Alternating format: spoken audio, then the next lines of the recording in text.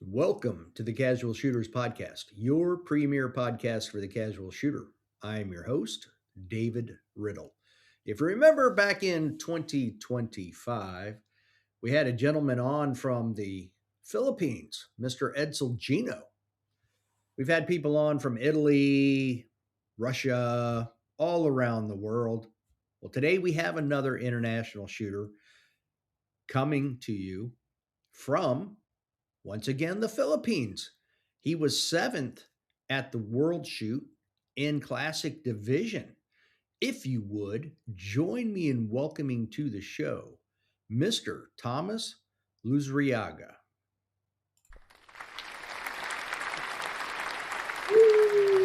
Woo! How you doing, Thomas? I'm good, Dave. Thank you so much for having me. Oh, thanks for coming on. This is when I reached out to you when I was talking to Jay Beal last week. He's like, "Hey, this is a guy you should have on." He's like, "I don't remember his last name though, but you should have him on." And I'm like, "Okay, no problem. I'll check him out." And it was odd because right after that, literally like the next day, I get a message from another person who's like, "Hey, you should have this guy on." And then he actually sent me like your Instagram name and all of that, and I was like, "Oh, That's nice. perfect timing." Really Oh, weird. So you are actually requested. wow. That's so cool. Yeah, yeah, it is pretty cool. So Yeah. if you would take a moment and introduce yourself. Oh, cool. Oh, all right. Hi, Dave. Actually, this is the first time me and Dave are meeting pretty much Yep. online. Yeah. Meeting you, Dave. My name is Thomas Luzuriaga. I'm I'm what am I? I'm 29 years old. I'm 29 years old. I'm based here in the Philippines. I started shooting. I mean, I knew how to handle a firearm growing up because my grandfather and my father are gun enthusiasts. My father competed in, I'm not sure it was called the PPSA back then, but the association that organized the matches back in the 80s or the 90s, back when he was in high school. So that's probably in the 90s. He stopped for a bit and then resumed in the teens. But with us as kids, because I have two brothers, we never really got into the sport, but we always knew what a gun was. I got into the sport like officially. My first competition was in 2020 of January. So just right before the pandemic started. Super cool. I'm married. I have two kids. What else? Shooting is not my job. I mean, I don't know. Okay.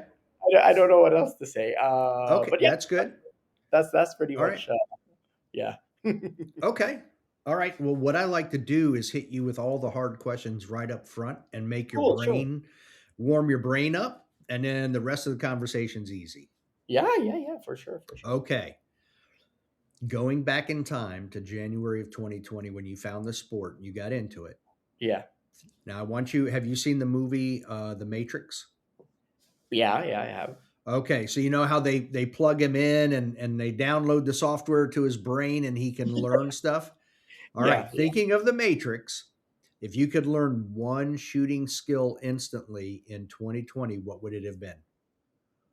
Ooh, but when you say shooting skill, is it like what what what what is it like a great It could be draw? shooting on the move. Oh, It could okay. be, you know, hitting any swinger at any speed at any distance. It could be whatever shooting skill you want it to be. Hmm. I think I mean I don't believe that this is exactly a shooting skill, but it plays such a big role in the game that we play. Uh mental mental positioning. This is what I'd like Okay. to learn immediately because I mean until now I don't have that figured out. Like how when you're competing and the nerves get to you and like you're like for example in the World Shoot or in Australasia, wherein you're squatted with pretty much your competitors, pretty much the best, right? And this guy comes before you and he just crushes that stage, and you just have that pressure to do the same, to keep up pretty much. I mean, that's how I take it. I don't know how others take it, but then that's how I take it. So I think that's a thing that I would immediately want to learn back in 2020. Yeah, yeah, yeah, Okay. yeah. Yeah, I would call that a shooting skill, or at least it's a skill that translates to shooting. So yeah. Yes, correct, correct. Okay. In our sport. All right. Now, if you could have any superpower, what would it be? Just like straight off the bat, like any superpower, flying, Any superpower, like you had to pick. That's a lot of flying, people flying, pick that. Seems to or be the most teleportation, popular. for sure. Like, those flights, man. I mean, what if I just teleport with my gun to the States and shoot a match? That's on time. You'd save on a lot of flight costs too. Yeah, yeah, yeah. I mean, here in the Philippines as well, uh, flights are. I fly. I think I fly about 2 to 3 times a month. Because Wow. yeah, yeah, and the flights are very, very short. Like, I'm used to short flights that are about an hour and not more than that. Like an hour and a half, How because long? How long it's a was the flight to South Africa? so that flight was a 9 hour flight to Dubai, and then another 9 hours to South Africa. So that was pretty long. That's Nine a hours. so you went up to Dubai and then down to South Correct. Africa. Correct. Correct. Okay. Correct. Huh. That's It an was great interesting meeting Jay route. there, actually. The guy who referred me, pretty much. He's such a nice guy. Oh, he's a super nice guy. Um, wait, where did you run into him at? I know you shot with him at the range warming up before the match, but did you run into him before that? No, actually, this Okay. is why I really say that he's such a nice guy. I don't remember the days and dates, but I arrived a day before. So during this whole South Africa thing, I was roomed, or my roommate for the whole time, or my travel buddy the whole time, was Edsel Gino, the guy you had Yep. on the podcast a couple of while Yeah. back. I arrived a day before he arrived because we kind of missed booked our flights. So I kind of had to wait for him in where was it? Joburg in Johannesburg, because the range was about, I don't know, 2 hours. 2 hour. It was a 2 hour drive to the range. So I just decided to stay a night and wait for him so that we can ride the car together going to the Clerksdorp, the place 2 hours away. So on my first day, I literally had nothing to do. I arrived and I was just like, oh, it's a free day. I was looking for like a mall or whatever. But then I just thought to myself, I'm just like, why don't I just shoot today? So so I posted an Instagram story saying, hey, I'm in Joburg. Is anyone doing a practice, or like, is anyone practicing today? Like, and this was just a story like on my Instagram. And Jay literally replied. He was just like, "Oh, we're gonna be in this place at this time. If you're free, come up." So that's exactly what I did. Yeah, I took an Uber, went to the range, and then we got to do a little bit of practice. Yeah, I That's was my watching first that. match. Looks like it was you, Gaz, Jay, Yes, and someone else. and Sasha. Okay. Yeah. Yeah, yeah, yeah, yeah, yeah, yeah, yeah. It's good. It's Uh, good. It's good. Now, all right, so we're gonna back up now, get back Sure. on. So flying and basically the mental aspect of shooting are your first two answers. All right. Yeah, yeah. I think so. Okay. What is a food you'll never get tired of? Oh, what's a food I'd never get tired of? Ice cream. What's that? It's- whenever I have Okay. ice cream, I always say to myself that there will be more of this in heaven. When Yeah, you you're don't care probably about right. the calories. Yeah. All right, this one might be a little bit more difficult. Sure, yeah. If you could have dinner with one person from any period throughout history, other than your wife or, family member, who would it be? Oh, that is a hard one. Yeah. Uh, hmm. I mean, but yeah, I mean, the person that went in my head immediately was Michael Jordan. Oh, okay. Yeah, yeah, yeah, yeah. Are you a Michael Jordan. basketball fan? I'm I'm okay. I don't consider myself a very, like, guy who knows stats and all of that. But I mean, I grew up when the NBA was in Jordan's era. So, watching TV and all of that, Jordan's just the GOAT. I mean, I don't know. LeBron, sure, stats, but No. know. No, even if you look at stats, LeBron could not carry Michael Jordan's jockstrap Yeah. because other than the most points in history, he's still most of his stats don't equal what Michael Jordan has done. Yeah. So Both it's in terms of cultural impact and the game, growing and the it. game, yeah, Yeah, yeah, yeah, yeah. So, yeah, I mean, I guess I'd it's have dinner with him because, just to get some more of that mindset, like pick his brain a little bit more. he might be the greatest competitor of all time. Yeah, yeah, I don't yeah. care what sport it is. I don't think anybody has ever changed a sport the way Michael Jordan changed a sport. I think so. Yeah, yeah, yeah. Yeah. And I think the cultural impact around it. Yeah. Yeah. Everything about it. He changed the game, the way the game is played. If you look at the way guys play now, he started that. Yeah. If you look at the way, like you said, the cultural impact, and I would even say the international impact he Mm, had of basketball around the world.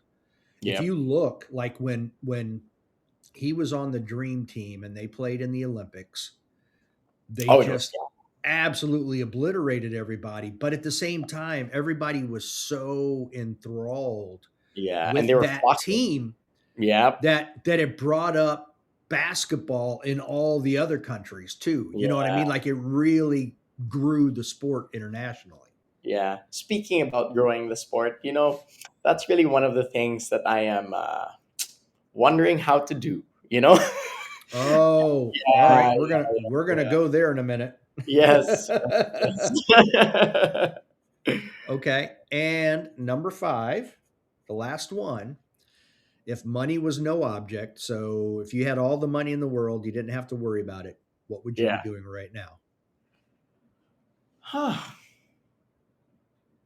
Hmm. Hmm.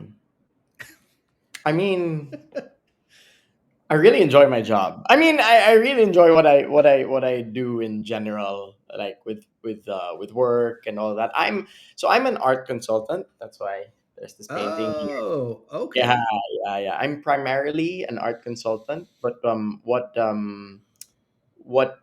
our corporation also does is that we're into hospitality, so restaurants and hotels. So Okay. there is a lot of hosting that goes on. Putting up restaurants in the islands of the Philippines. We have a couple in the middle part, the Visayas area, the Mindanao area, and we're about to open our first one here in Luzon because the Philippines is like that. It's So an we have island chain. Yeah. yeah, yeah, yeah. We have stuff going on. So I enjoy that. I enjoy my job. I primarily work with my family. So my father and my brother and my mom, we work together to pretty much make things happen. Okay. So I mean, yeah, at the moment Is it and raising my kids, I mean, I'm pretty happy. You seem pretty happy. Yeah, yeah, yeah, Now, yeah. is it your parents' company? Like is it a family business? Yes, yes, it is. Okay. Is it my parents' company? Yes, but it's pretty much like ours. Like decisions are made in a joint. it's a joint decision. But of course, primarily from my father. But now that me and my older brother are a little bit older, there's a little bit more weight to how things are done. Okay. Which is, yeah, yeah, yeah, yeah. Do you think you would travel more for that job? In general, I really do travel quite often. Like yesterday, I was just in Siargao. That's another island here in the Philippines. It's very nice. If you're in the Philippines, you should visit Siargao. It's where people surf. Um, where else do I go? I mean, I was there like twice in the past month. I also go to my hometown. So I grew up. You know what? I'm just gonna pull up a Philippine map. Wait. Philippine map, and then here you go. It's kind of colored. Nope. Okay. Nope. Okay. Nope. Is it working? Nope. It's too bright. Wait a moment. There. All right. You see There that? we go. Yep. All right. So I grew up around this part of the Philippines, and Manila Okay. is here on top there. So I fly here. I mean, I fly to the middle part of the middle part of the Philippines, and sometimes the bottom part, which is where Siargao is. So yeah, I mean, generally, I fly very often, but in terms of international travel, Hong Kong and Japan are places that I do go quite often to as well. The States, I haven't visited the United States in a very long time. The last time I was there was 2021 or 2020, yeah, 2021 December. So that's a place I think I might visit this year, maybe. What brought you to the States in 2021? Uh just a vacation after I got married. Okay. I got married November and I went there December to January with my wife and my family, my parents and brothers. A So nice trip. a little bit of a honeymoon Yeah, kinda, in a kinda. way. Yeah. In a way, because my family was there, so it's not. Yeah, you got a bunch of tag-alongs, but it's all right. Yeah, yeah. Because I actually do have relatives in the United States. My uncle is up in pretty much Houston, Texas, Okay. and I've lived my there oh yeah, oh wow, at and one my time. I aunt did. oh yeah, my aunt in Vienna, Virginia. So we do have reason visiting. And I live in Virginia now. Oh yeah, like right now. Yep. Yeah. Oh wow. I'm an hour Oh, from Vienna. 1 hour south of Vienna. oh, that's so cool. See So, now, I mean, this is what I love about our sport because you whenever you do like these international matches, you get to meet people from around the world. yeah, exactly. And Yeah. I've been to the Philippines 3 Really? times. Oh wow. When was the last time you were here? 87.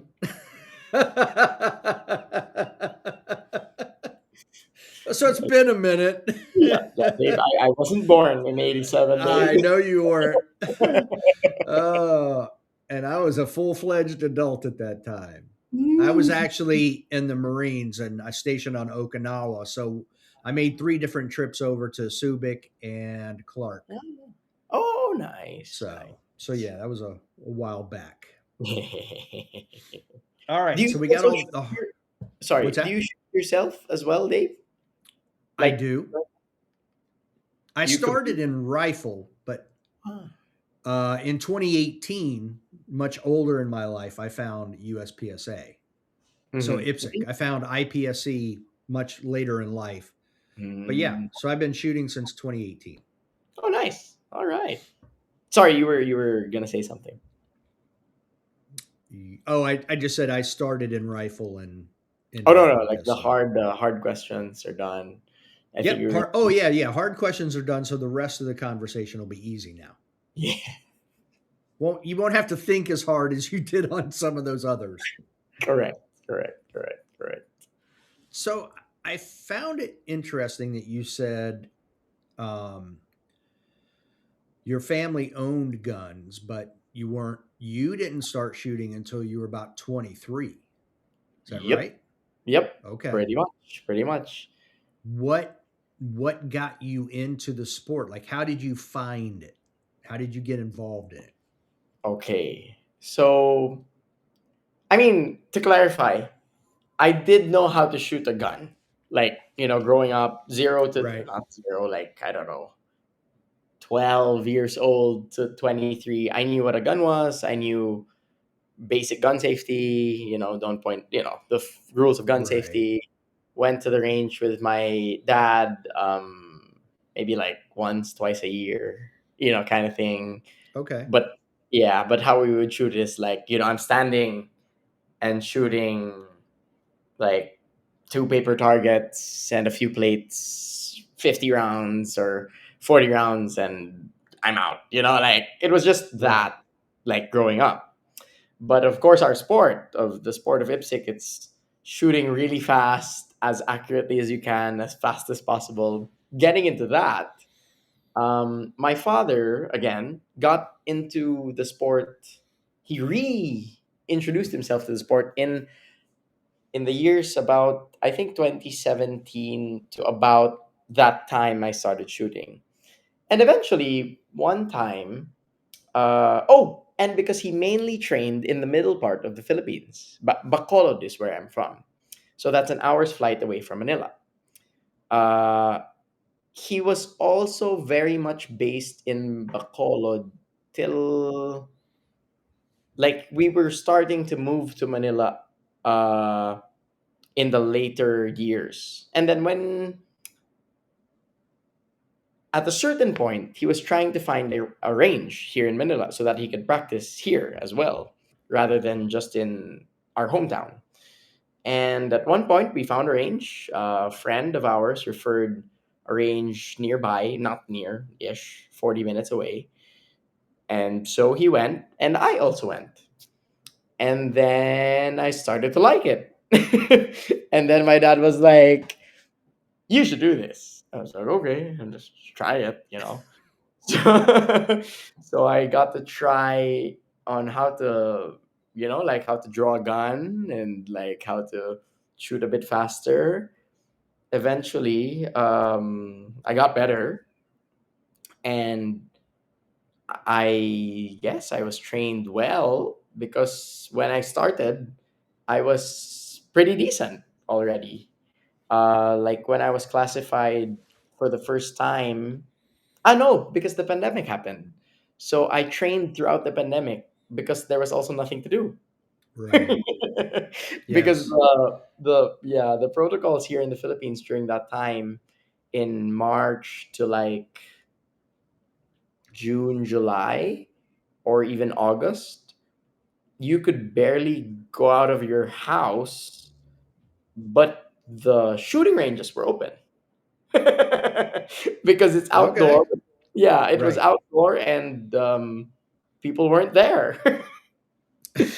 So I was pretty much dry firing a lot because there was nothing to do, and we were going to the range.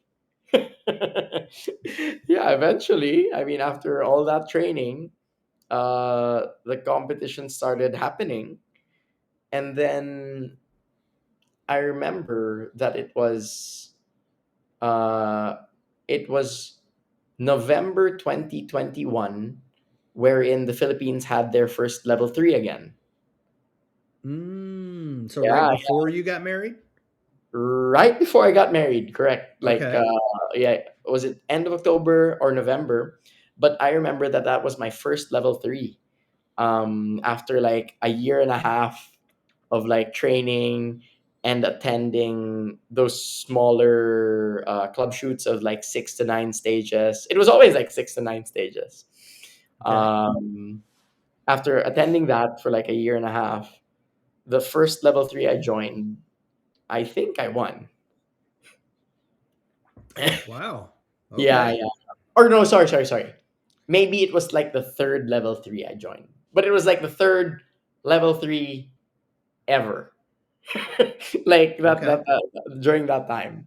So then I was like, hey, guess I'm pretty good. I mean, that's how I got into it. Yeah. Have you been shooting classic division the whole time? Yep. The whole time. the whole Okay. For time. those of you not familiar with IPSC but are familiar with USPSA, that's single stack here in the states. Correct. Is it a 45? I mean, I saw your gun. That's a pretty sweet looking gun. Yeah, yeah, it's a 9 millimeter. 9 millimeter. Oh, okay. I have it So here. you're If you doing want. minor. Yep, minor. Yeah, you can grab it. Yeah, let's see it. Here. I'll grab it. I'll That's grab it. a pretty gun. But yeah, 9 millimeter, 10 round capacity is better. Wait a moment. Now that doesn't look like the same one you shot at the World Shoot. Yeah, because I have two. Wait. I Hold like on. the blue highlights on that though. That's nice. Yeah. So both are. There we go. Yeah. Very Ta-da. nice. Right, right. So it's a custom built 1911, locally made by Metrilio. Yep, Okay. yep, yep. And it is a, this is a dummy mag. It is a single stack. Okay. Nice. Yeah, yeah. Yep, yep, yep. But yeah, single stack ever since. Never, never really like dabbled in other divisions until I competed in my first world shoot, which was in 2022. Uh, and then I started to kind of want to go to like production or production optics, but didn't super compete with them so much because I always went back to classic. Just because why classic? Why single stack? I have no idea. Like if you ask me, like Okay. I just I just kind of like started training with that, and until now, I still really like it. Okay. Yeah, I mean, no It's kind of like your particular. first love. Yeah. Yeah, yeah, yeah, pretty much. But at the same time, have I like was I given the experience to shoot extensively another division? Yeah, production optics, a CZ Shadow 2 with and without an optic. But personally, I prefer the gun feel of this 1911 that I have, maybe because of the build quality, the weight, recoils less. The grips are thinner too, you know, hands. Oh, okay. Well, yeah, Yeah, single stack is thinner. single stack is thinner. So Yeah. I guess like learning that division and moving to another division, it's okay. But probably this year I might be dabbling more into something with an optic, maybe the standard optics division, the limited optics in USPSA. Just because I want to be able to shoot an optic well. Like what for Okay. me, what is well? Uh like I don't know, 93% of Edsel Gino. Like that in my head as well. 93, 94. That for me is well enough. Because Okay. currently I'm like at 88. Something like that. Oh, of Edsel. Yes, yes, yes, Okay. yes. Yeah, Yeah, he's yeah. a very fast shooter. Yep, he really is. He's a good friend. He's actually my neighbor. Uh What? Yeah, yeah, yeah. He lives like 100 meters away from me.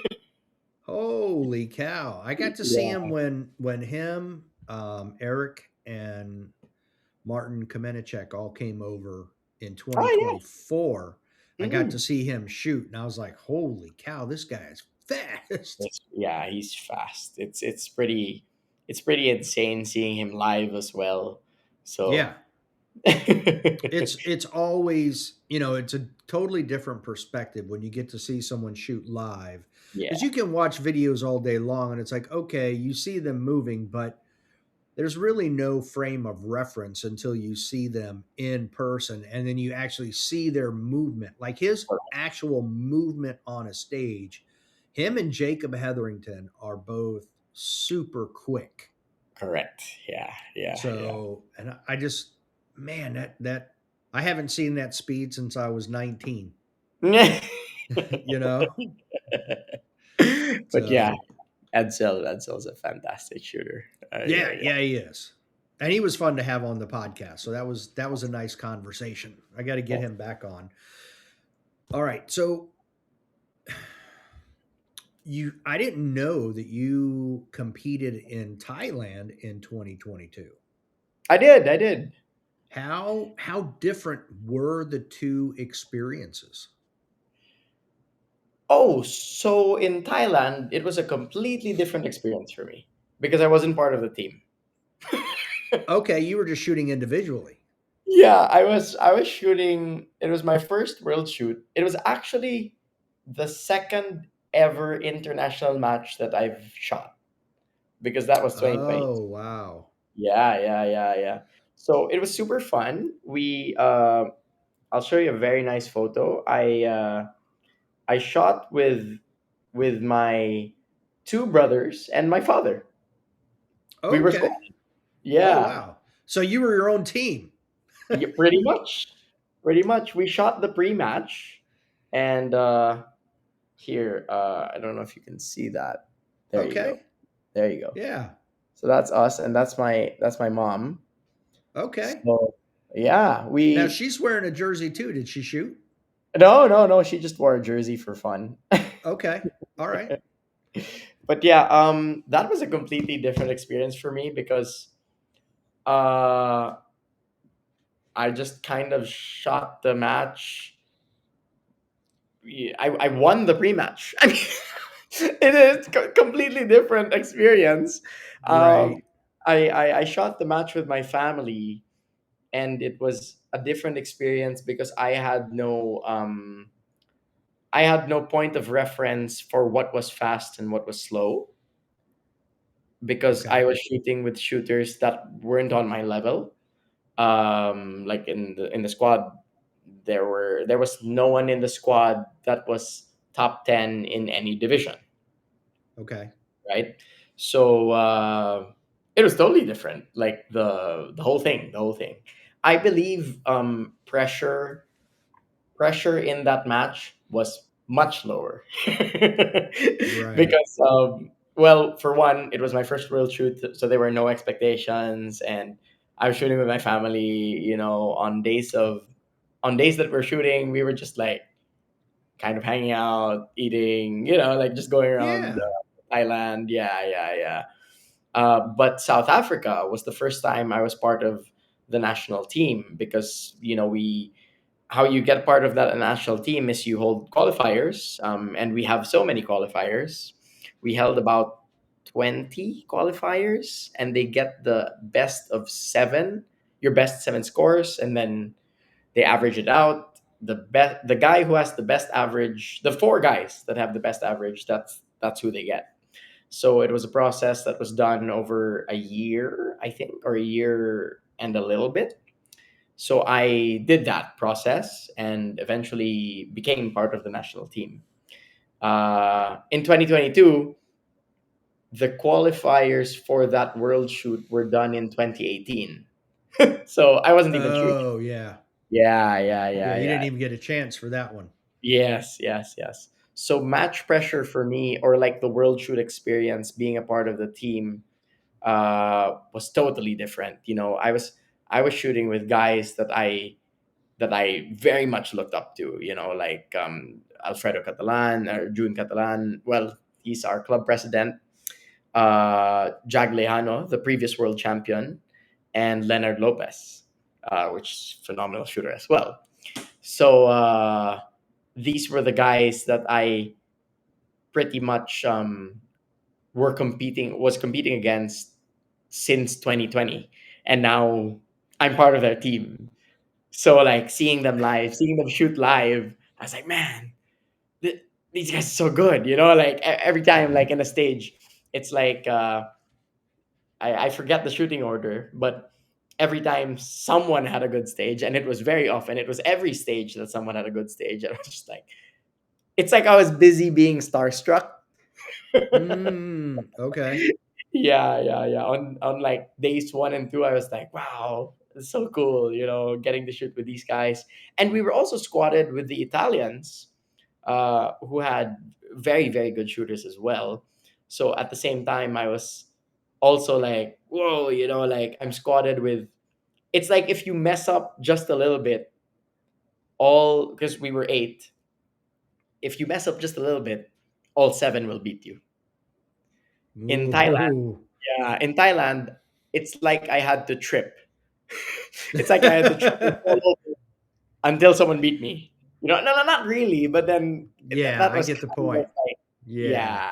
yeah, yeah. Okay. So for me, match pressure in South Africa was a different thing to deal with, and I'm super thankful that I got to deal with that because I mean, I believe that that just grows you as an athlete. You go through these things and you experience that. It betters you. It betters you as an Yeah. athlete approaching the sport, and also in life. Like in work and business, when you have competition, you kind of know how to work under pressure. So it's nice, having that and doing that.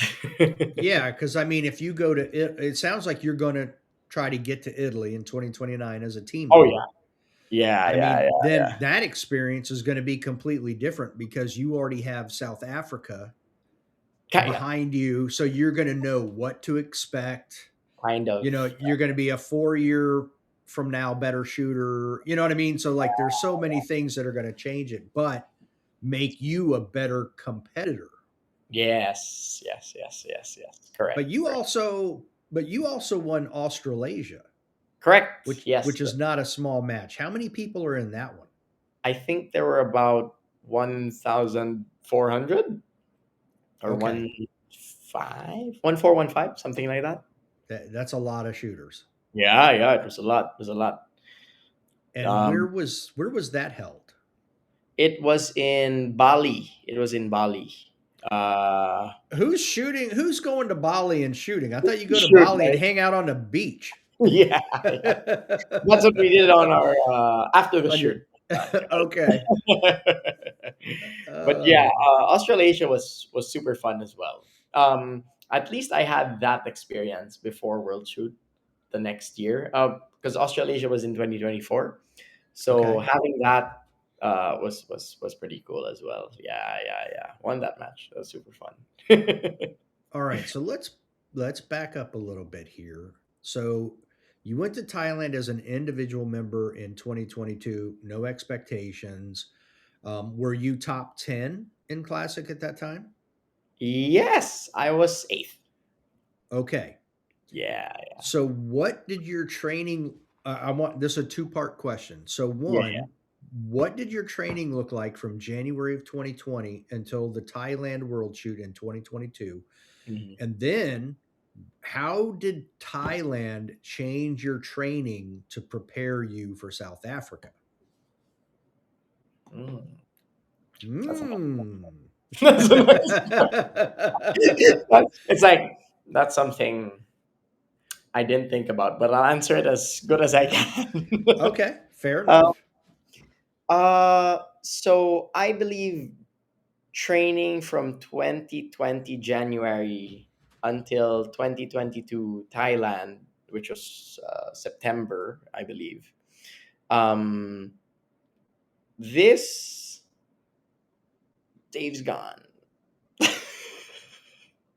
Just gonna expound. All right. I just had to stand up to let my dog out of the room. Sorry. Okay. All right. So training from like 2020 January to 2022 September. Again, this was the time that I was definitely a new shooter, right? I mean, so training and shooting and kind of getting in the reps looked more like a join as many competitions as you can because you're gonna learn something. Like accumulate a certain amount of mileage. That was Yes. much the priority, right? Yeah. Just join and join. You don't know what's gonna happen, like while you're walking a stage or while you're on deck and about to shoot. The experiences from various range officers, how they conduct themselves and handle the stage. I mean, the smallest things, right? Like Yes. my That's your guns. biggest learning curve is through Yeah. theirs, learning all of that. Yeah. Yes. So I believe I didn't pay too much attention to specific like training methodologies, or like, oh, let's work on this thing, let's work on that thing. Not yet at all. um Before Thailand. After Thailand, uh hmm I guess again, uh match pressure or match mentality was the thing that I wanted to train the most, if that makes sense.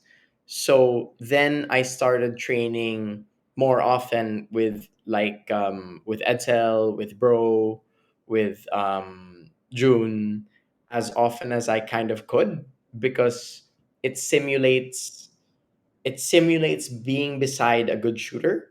And of course, at the same time, it reveals what I am slow in and what they're fast in and what I need to work on. So eventually, let's say, for example, I train with Edsel one day, and then I see like, oh, this certain thing of his is so good and I don't have that. And I discover that during our training, and in my personal training, I'll try to work on that. So that's how it kind of went. Uh Besides that, I do believe that there are other competitors that train in a very structured sense. I think people have training programs in general. I think Khalil Right. trains in a very certain way. Khalil Virai, the previous world champion. I think Christian Seiler trains in a certain way as well. I think that's how they train. I never got to ask them that, but I feel like these shooters train in a very certain way, but this is how I train. It's more of a feel kind of thing. It's more of a, oh, we should do this kind of thing. Is that the right way to approach things? Probably not. I don't think so, because I'm not a world champion. um but I also do believe it was the right way for me, because it was just the right amount of, it's sustainable. Like, I believe training that way for myself is a sustainable kind of way. Like, things are still fun.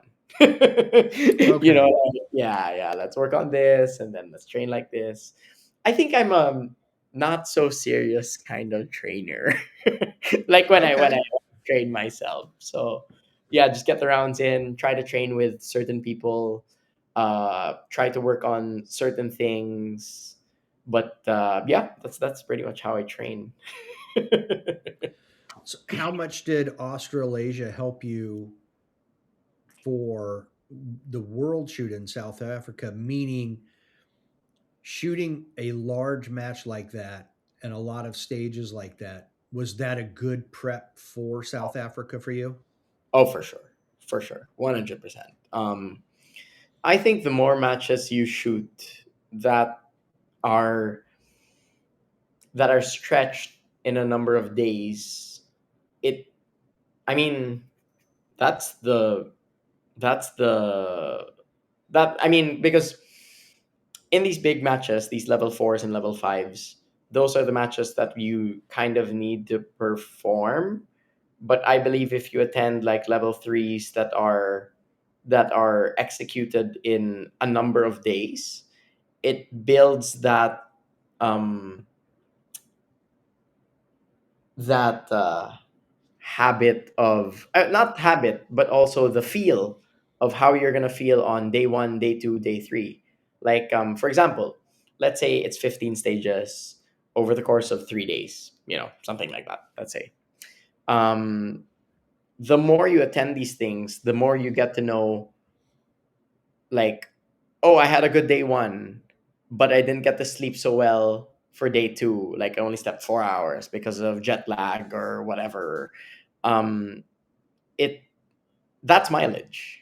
That Yeah. experience of Yes. getting to do that is mileage. So if that happens to you in a level three match, then good. Because if it happens to you in a level four or a level five match, you'll kind of say to yourself, you'll kind of say to yourself that, oh, I already have kind of gone through this, so I'm not that like scared or nervous for that day. Yeah, you know So how to deal with it. you know how to deal with it exactly. So I believe this is what kind of separates top three from the rest. Top three from 4 to 10 somehow. I mean, maybe definitely that's one of the things, and of course, training volume and how committed you are. But I believe that this is a thing that you know really affects people, or Yeah. me. It could just be me too. Yeah, I mean, half of the journey is just learning how you deal with stuff Yeah. and having hiccups along the way. So you're like, oh, okay, now I know if this happens, I need to do this, you Yes. know? Yes. So Exactly. yeah, that's Like, half of it right there. yeah, it's like, oh, do I have an extra coffee during the match or Right. something, right? Yeah, yeah. Like, should I be waking up? For example, if your stage is at 8 a.m. and you need to get to the range at 7 a.m., was 7 a.m. enough for my routine of warming up? All of that. Oh, what time do I wake up? Do I wake up at 5? Is that too early? 5:30? Is that enough time to like prepare my bowels or something in the morning, right? For morning movement, like all that stuff, all that stuff, like racks up because Well, I it's mean, look, I know that when if something comes in my mouth, something has to leave somewhere else. So exactly I will exactly. wait to eat so that I don't have those issues. You know Oh, what I there mean? you go. Yeah, different for but everyone, right? but I can remember the very first time I was in a rifle competition in the 80s. Hmm.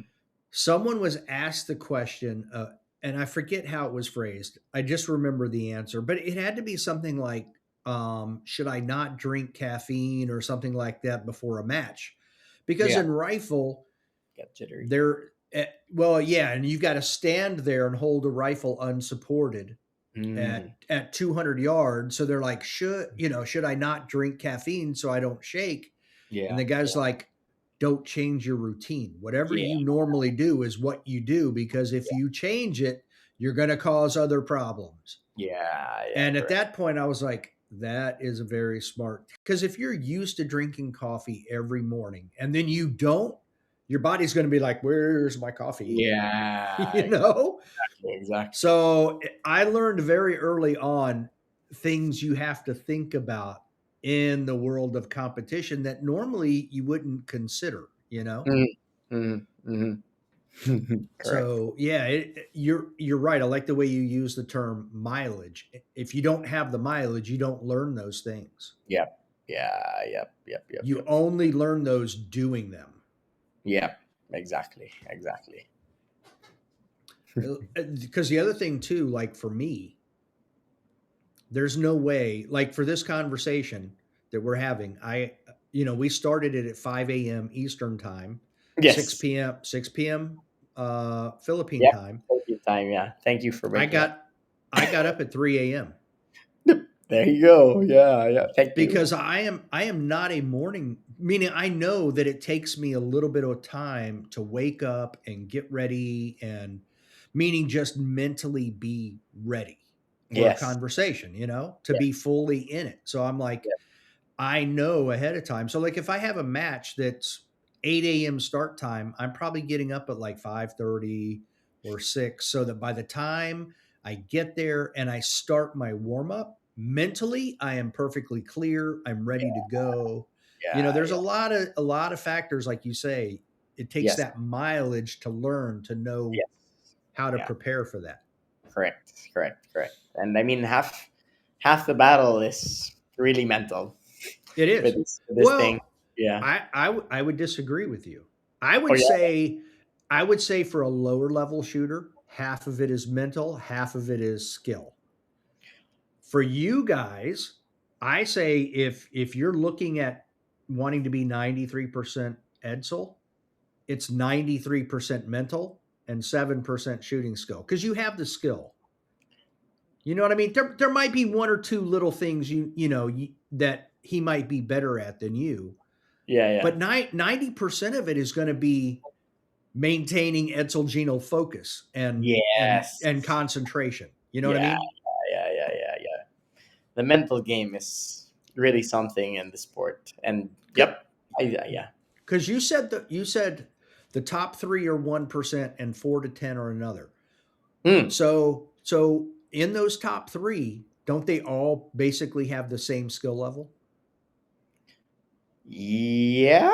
I think Yeah. from I think from one to 10, 1 to 8, probably the Okay. same skill. Like So it's it's all like mental then. That means the yep. only difference is all mental. Yeah, I think Yeah. so. I think yeah. It's like if you took the best times and best scores of one certain run, let's say for example, if you were to ask those 10 shooters to shoot one stage 10 times and get the best time and best score of that stage, I bet the difference between the scores would be 2 3% probably. Yeah. So that's At like most. that's Yeah. the skill. That's the only difference Yeah. on skill level. Out of 10 runs, like getting your best run. Right. Yeah. I think it's a lot of mental. Yeah. It is. It absolutely is. Because I mean, look, they can hit all the targets out there. They can make the reload without a problem. Yep. Typically, you know what I mean? So it really comes down to that mental focus for those guys at that level. Yeah. So what do you think the difference is for Eric Gruffel? How is he able to do what he does year in and year out? Oof. Eric Eric is our goat, right? I mean, for me, He's the IPSC goat.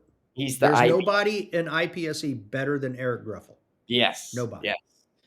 Um what I believe separates Groffel from whoever is second in any of the divisions that he joins Yeah.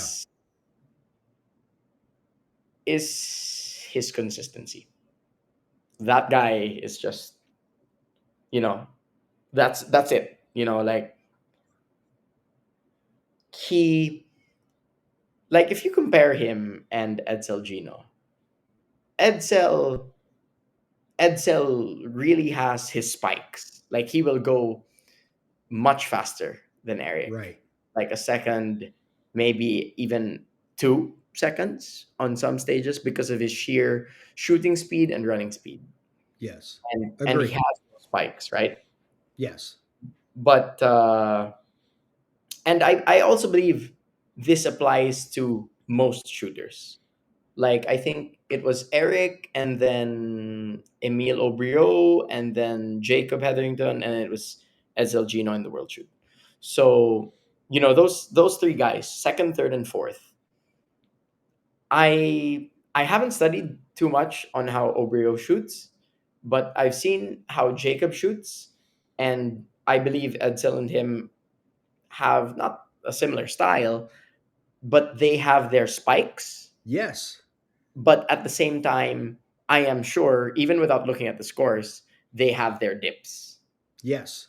They Yeah. both do. Yes. And those dips 100%. are kind of, and those dips really affect how much Yes. how many points they lose in the entirety of the match. I believe Eric is the guy that has the least dips in the match, the least mistakes. Just like, for example, in golf, um, I'm not sure where I heard this, but I'm not sure how true it is too. But you're not judged by your good shots, but you're judged on how you recover. Mm. Yeah, Okay. Interesting. yeah. So like greatness is based on that with golf, and I do believe that that is how Eric is what he is.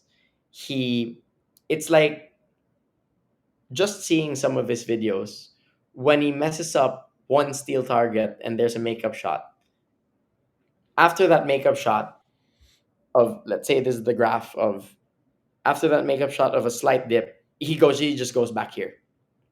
He just goes Right. back to is normal. Usually, like if it was me, emotions get the better of me. So after that makeup shot, I tried to kind of make it up. But Right. a lot of the time, that kind of just makes it mess up even more. Yes, That absolutely. just kind of crashes even more. And I don't know how relative it is. I mean, I don't know how relatable it is for other competitors, but that's how I feel when I have a makeup shot, or like I misplaced my foot and that affected whatever. It's a second, it's a half second. I kind of know that in the middle of the run, and in the middle of the run I speed up unnecessarily. I don't think Eric does that. Eric is a straight line. He's consistent. Also, besides his consistency during the stages, it's his mental game in between the stages, wherein for example, um, if let's say these guys were squatted, they were not squatted. Obrio, Eric, and the USA team. Ah, I'm not sure if they. I think the USA team was squatted with Eric. So let's say, for example, just comparing Eric and Obrio, when if Obrio had like a messed up stage, like, oh, let's say he got a miss and a no shoot, or a penalty, or he's 2 seconds off. If I was Eric, I'd feel like, oh, hey, here we go. There's blood in the water. It's time to attack. So that Right. emotion for me sometimes gets the better of me, and I try again to overspeed, and then it just doesn't end up the correct plan. Uh, and that is a thing that Eric does, and he's just consistent. He just plays his game, shoots his shots, and that's just how it is with him. And it goes both ways.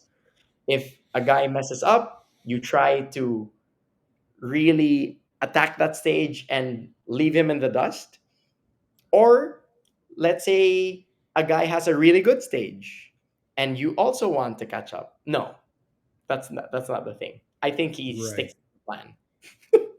I think I he I sticks to the agree. Well, Yeah. and I think too, like every January. So, are you familiar with the every January we have what we call Shot Show here in the Oh yeah, states? yeah. LA. Okay, No, sorry. Vegas. Vegas. Yeah, but every year, I think it's right after Shot Show, he teaches a class. Yes. Eric does, and it seems like after talking to a few people from those classes, like he knows where in a stage he can push it without being too risky and Mm-hmm. where to not push it. So he's one of those rare individuals. I think Christian Seiler is getting this way too, where I think so. they know exactly where on the stage they can push it and where not to push it, and they're Mm. able to like ride a roller coaster through the stage and come out better on the other end, whereas everybody else, like you're saying, they try Yeah. to ride that roller coaster and it comes out worse on the other end. Yeah. Yep. Absolutely. I don't know how many people I talk to that have mentioned, even higher level shooters that, they something will throw them off mentally during the stage, and Mm-hmm. and their whole thing is trying to get to that point where it's almost like they're not even thinking about their shots, they're just shooting the stage. you Yeah. know Yeah. Yeah. Yeah. it's where we all want to be, but Yep. yeah, it's hard to like, oh crap, to Yeah. not Yeah. Yeah. to Yeah. not do the oh crap during the Yes. stage. Yes. Yes. Yes. And at the same time, I believe it's also hard to control that emotion of hey, I'm doing so well in this stage. Oh, Like, right. you're doing the stage, and then you do so well on on the first half or even 70% of the stage, and then you just mess up the rest. Right. Keeping emotions in check during a stage is again mileage. I mean, you Yes. learn these It's things, right? 100%. Yep.